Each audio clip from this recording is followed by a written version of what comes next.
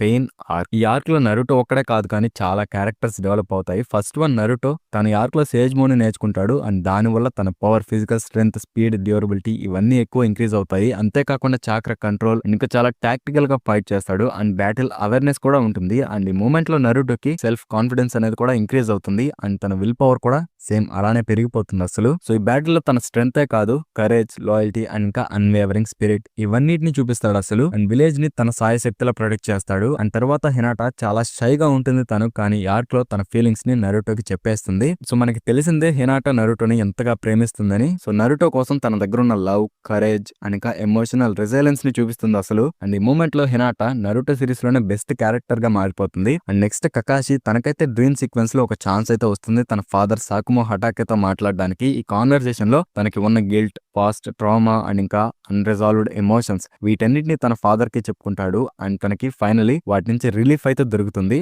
And next సునాడే తను already హొకాగేగా మారింది కదా, అప్పుడే మారిపోయింది. బట్ ఈ ఆర్క్ లో ఇంకా డెవలప్ అవుతుంది. లీడర్షిప్ అండ్ ఇంకా రెస్పాన్సిబిలిటీ అనేవి ఎలా ఉంటాయో చూపిస్తుంది. సో పెయిన్ చేసిన దానికి విలేజ్ అంతా డెస్ట్రాయ్ అయిపోతుంది అండ్ ఆల్మోస్ట్ చనిపోతారు చాలా మంది. బట్ సునాడ్ అయితే తన హీలింగ్ ఎబిలిటీస్ యూజ్ చేసి అందరినీ ప్రొటెక్ట్ చేస్తూనే వస్తుంది. అండ్ ఫైనలీ పెయిన్ చాలా డెస్ట్రక్టివ్ అండ్ ఇంకా డ్రైవ్ అండ్ ఐడియాలజీతో ఉంటాడు. తన ఐడియాలజీ అనేది ట్విస్టెడ్ గా ఉంటుంది. సో అవతల వాళ్ళకి పెయిన్ అంటే ఏంటో అర్థమైనప్పుడు పీస్ అర్థం చేసుకుంటారు అని అనుకుంటాడు తను. అందువల్ల అందరికీ పెయిన్ చూపిస్తూ ఉంటాడు. ఈ ఆర్క్ లో నరుటో యొక్క emotional maturity and strategy thinking and ఇంకా లీడర్షిప్ క్వాలిటీస్ అండ్ ఇంకా ఒకరికి ఉన్న విల్ పవర్ అనేవి ఎంత స్ట్రాంగ్ గా ఉంటాయో పెయిన్ చూస్తాడు.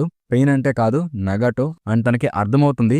లాస్ట్ కి నరుటోని యాక్సెప్ట్ చేసి తను కూడా చేంజ్ అయిపోతాడు. సో ఈ థీమ్ లో మనకి హైలైట్ చేసినవి చాలానే ఉన్నాయి. Sacrifice, redemption, friendship, responsibility. So ఇలాంటివన్నీ హైలైట్ చేశారు. నరుటో షిప్పుడెన్ లోనే ఇది one of the best arcs if not the best. And